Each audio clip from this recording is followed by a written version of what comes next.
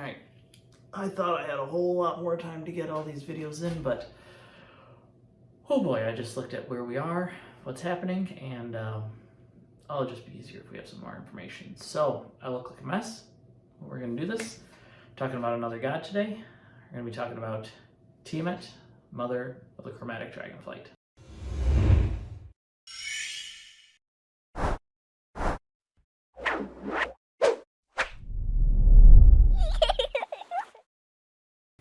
Alright, so Tiamat.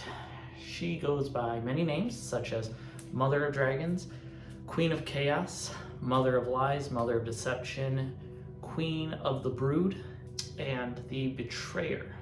So Tiamat is the first child of Io, and actually only child of Io, and the first dragon to be born into the world. So Io is one of the three main over deities that came along the same time as the Great Old Ones. We mentioned one of them previously was the Source. His body itself actually became Hell, so we talked about him a little bit. Another one of them is Io, who is the Great Dragon. No one knows what he looked like exactly. There's many theories that he looked similar to Bahamut, a Platinum Dragon, but none of that is actually known by anyone who's around anymore. So quick thing, if you're familiar with any Forgotten Realms lore of Tiamat, significantly different in this world. She's a totally different character. In Forgotten Realms and Greyhawk, she's very much so a force of nature as opposed to a deity. In Shards of Hyperion, she is hyper intelligent. She is very, very powerful, very, very smart, and very deliberate in what she does. Nothing that she does is an accident. It's all very calculated. So Io decided that he didn't want to live in the world by himself. There were other gods that were starting to pop up around this time. The war between the Abelis and the Giants was starting to take footing.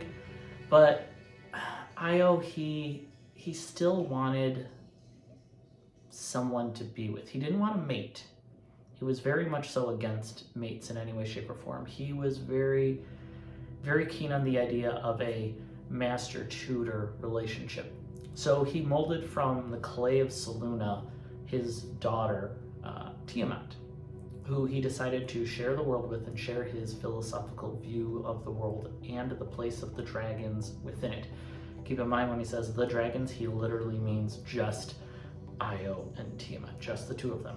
He envisioned no dragons being brought into the world. He envisioned it only being the two of them. Part of this comes from the fact that he believed that the dragons were the most pure form in the universe. He believed that the older gods, the first gods of Uraninai and Gaiamea were actually dragons. So he believed that he was the true embodiment of the original beings, and he gave that gift to Tiamat, and he believed that that was a very precious gift, that it should only be for them. Tiamat did not exactly take this to heart. She desperately wanted to be a mother, so she ended up running away from Io and changed her form and changed her name to Fenria. Now she went down onto Hyperion to find a mate, and she ended up coming across the overgod of the giants, Anam. She ended up spending time with him and mating with him, and she ended up bearing him a child, the child is named Vaprak, who ends up becoming the god of the trolls. And when Anam saw his child and saw that it was not another giant, that was what he had been hoping for. At this time, the cracks in the foundation of the giant empire were starting to show, and Anam, he didn't believe that his wife at the time, Shah, could produce another giant that could save the empire. So that's why he took Fenria, or Tiamat, as concubine. When he saw the child, he saw it was deformed, saw it was ugly, and was definitely not what he had envisioned. He turned Fenria, Tiamat, out, and her child as well, and kicked them out, sent them away from the surface of Hyperion. This did not sit well with Tiamat. She was very unhappy about this, and so she returned to Selûne, and she was like, my father loves me, he will take me back. When Io saw Tiamat and saw her child, he rejected them, said, no, I told you that the dragons are pure. You cannot create other dragons. What you have in your hands is obviously not a dragon. At that point, Io actually cursed Vaprak and removed any of his dragon lineage from him. And he became this twisted being at that point that we now know as trolls. So Tiamat left Selûne and went back to the surface of Hyperion and changed her form once again. She changed it to a beautiful maiden and went back to Selûne and posed herself as a maiden that needed guidance. She played to that which she knew of Io, that he desperately wanted someone to tutor, and she presented that to him. Tiamat and Io lived for some time together, and eventually Tiamat, in one evening when they were eating together, she managed to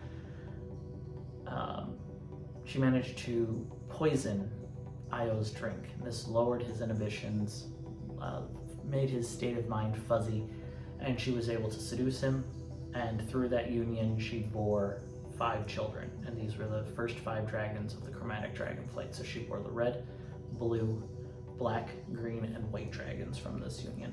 And when Io saw this, and he saw what he had done, and he realized what his daughter had done to him, it physically broke him, like in two. He actually broke into 2 at this point, and that's where it's a little fuzzy. Did he die, or did he split into 2 entities, and if these entities recombined, they could create Io again? That's a philosophical debate and a religious debate that the clerics of all these various churches will be having.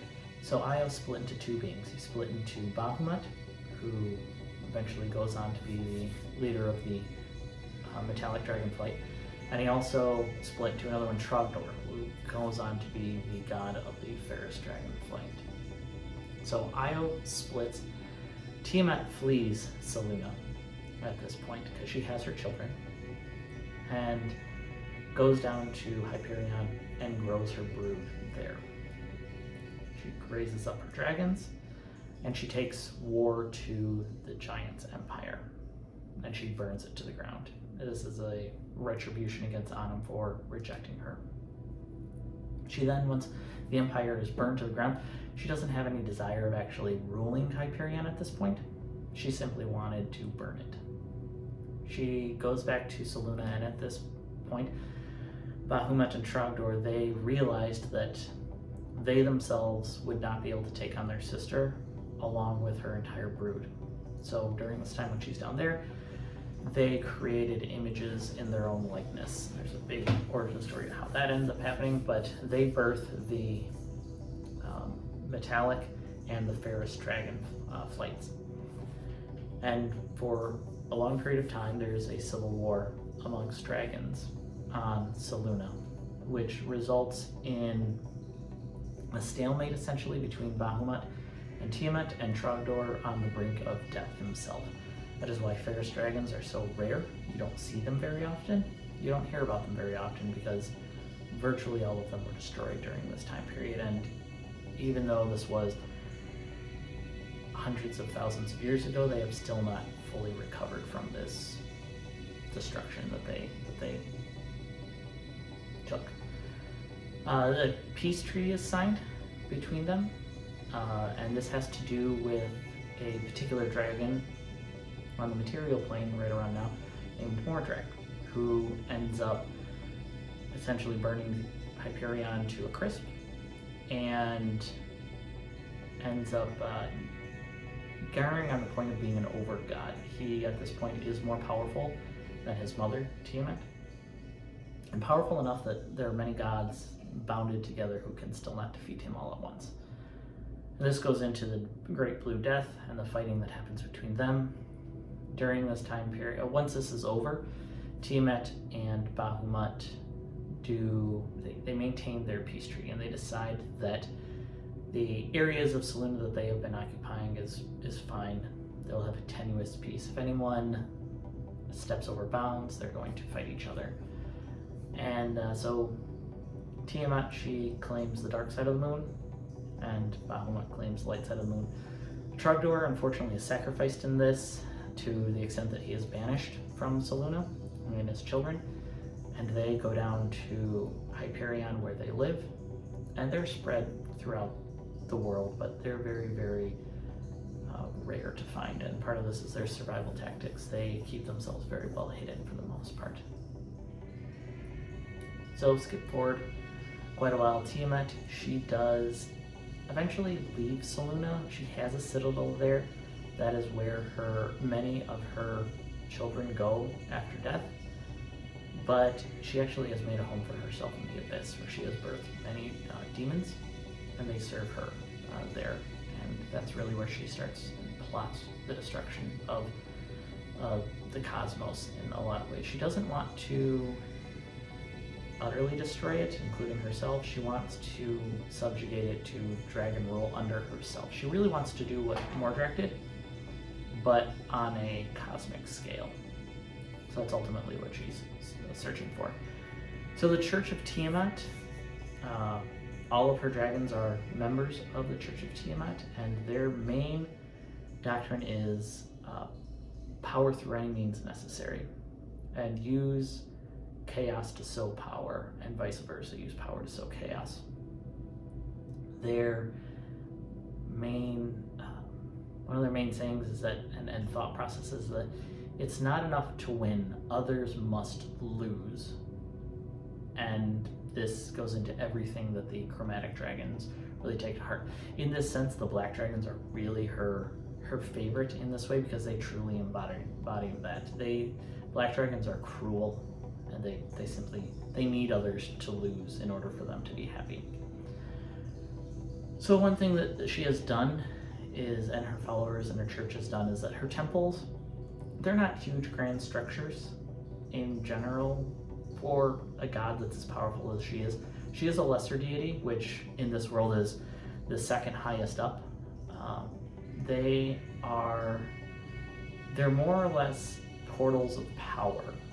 So her followers, they are, when they make sacrifices and eat their foes, they will take the corpses, take the souls to these portals and sacrifice them upon these altars that house a demonic spirit, and that demonic spirit will be able to take it directly from Hyperion directly to the Abyss, where she is able to consume it. And that's what a lot of her demons do on the material plane, is they come out and they hunt for souls that they can bring directly to Tiamat.